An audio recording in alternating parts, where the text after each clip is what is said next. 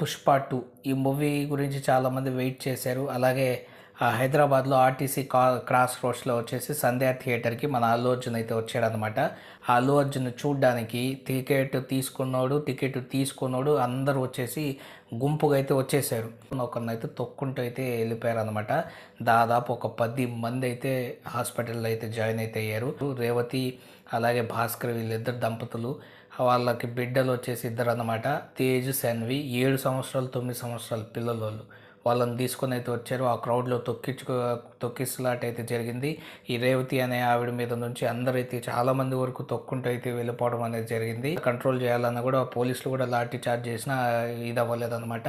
So ఆవిడ మీద నుంచి తొక్కించకుండా వెళ్ళిపోయేసరికి ఆవిడ స్పృహ కోల్పోయింది. సో వాళ్ళు వచ్చేసి ఇప్పుడు ట్రీట్మెంట్ అయితే తీసుకుంటున్నారు. రేవతి అనే ఆవిడ వచ్చేసి చనిపోయారనేది అయితే తెలిసిందనమాట. 39 ఇయర్స్. సో భాస్కర్కి అయితే ఏం కావలేదు.